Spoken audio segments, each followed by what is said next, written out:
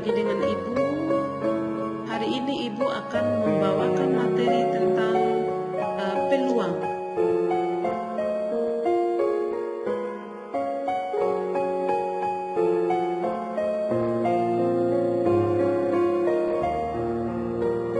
Kompetensi dasarnya adalah yang pertama 3.1, mendeskripsikan dan menentukan peluang kejadian majemuk, peluang kejadian saling bebas, saling lepas, dan kejadian bersyarat dari suatu percobaan secara acak. Selanjutnya adalah 4.1, menyelesaikan masalah yang berkaitan dengan peluang kejadian majemuk, peluang kejadian saling bebas, saling lepas, dan kejadian bersyarat.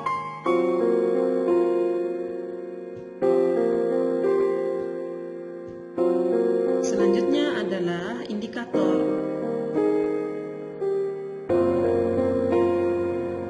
Mendeskripsikan peluang kejadian majemuk, peluang kejadian saling bebas, saling lepas, dan kejadian bersyarat dari suatu percobaan acak.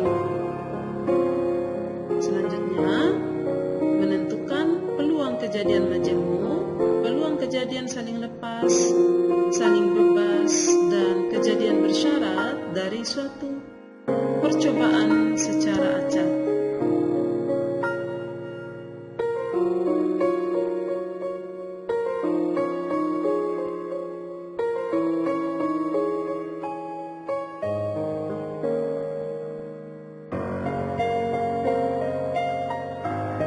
Di sini anak-anakku, materinya kalian bisa melihat. Di sini Ibu sudah muat tentang rumusnya, rumus dari materi peluang.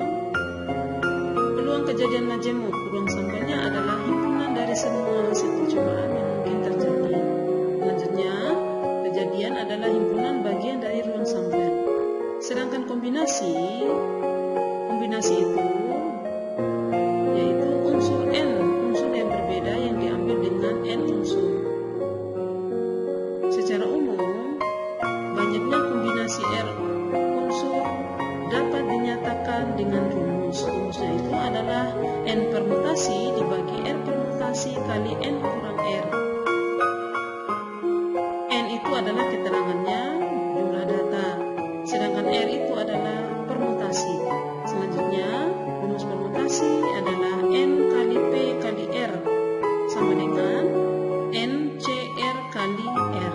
C itu keterangannya kombinasi, P itu keterangannya peluang. Selanjutnya, pengertian ruang sampel dan kejadian adalah himpunan S dari semua kejadian atau peristiwa yang mungkin muncul dari suatu percobaan disebut ruang sampel.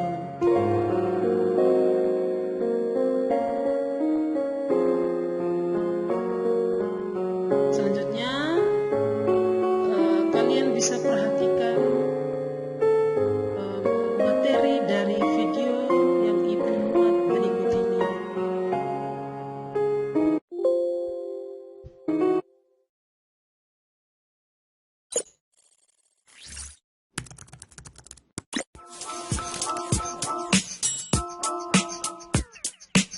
Selamat siang semuanya. Perkenalkan, nama aku Jihan Nadilah. Untuk pertemuan kali ini kita akan membahas tentang probabilitas ataupun peluang. Probabilitas sendiri itu adalah nilai angka 0 sampai dengan 1 yang menggambarkan suatu peristiwa akan terjadi. Nah, dalam probabilitas atau peluang ini ada namanya pendekatan untuk menentukan probabilitas atau peluang. Yang pertama, ada yang objektif. Yang objektif itu nanti ada dua. Yang pertama ada probabilitas klasik. Probabilitas klasik ini di sini maksudnya semua kejadian yang akan terhasilkan mempunyai peluangnya sama besar. Rumusnya itu PA sama dengan X dibagi N, di mana X itu hasil yang diharapkan, N itu adalah hasil kemungkinan suatu peristiwa akan terjadi.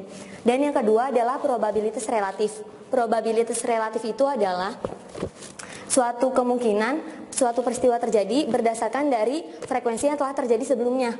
Rumusnya itu adalah PA sama dengan FA dibagi N. Dan yang selanjutnya ada pendekatan dengan metode subjektif. Maksudnya subjektif di sini adalah suatu peristiwa berdasarkan keyakinan seseorang.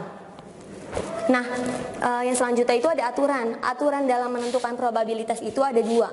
Yang pertama, angka yang dihasilkan dari probabilitas harus ada di antara 0 sampai dengan 1, di mana 0 adalah artinya suatu peristiwa tidak mungkin terjadi, dan 1 adalah suatu peristiwa diyakinkan akan sangat terjadi.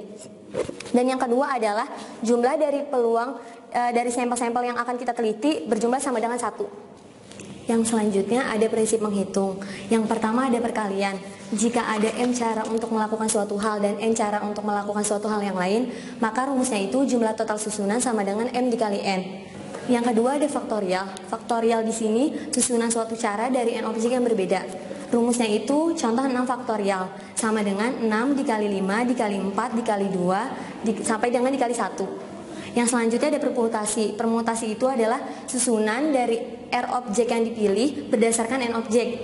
Dan permutasi ini memperhatikan letak. Jadi AB itu tidak sama dengan BA. Rumusnya itu contoh P83 sama dengan 8 faktorial dibagi 8 faktorial dikurang 3 faktorial sama dengan 8 faktorial dibagi 5 faktorial.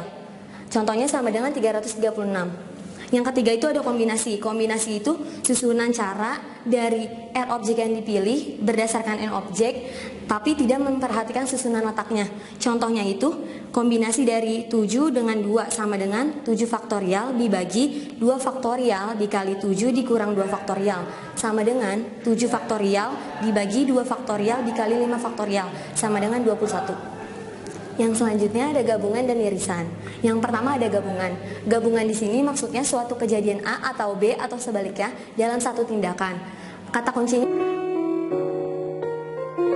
Ya, selanjutnya itu adalah evaluasi. Di sini sudah ada soalnya. Kalian bisa mengerjakan soal berikut ini. Soalnya itu berjumlah 2 nomor ya. Jadi contohnya itu sudah ada di video tadi ya anak-anak.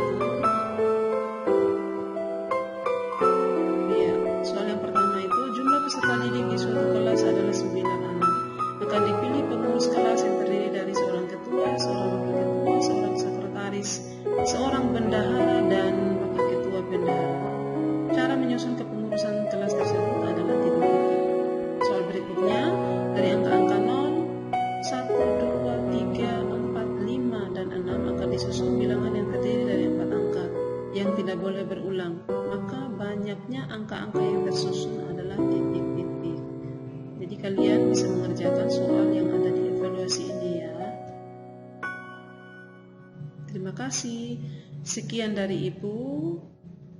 Mohon maaf bila ada kata-kata yang salah. Assalamualaikum warahmatullahi wabarakatuh.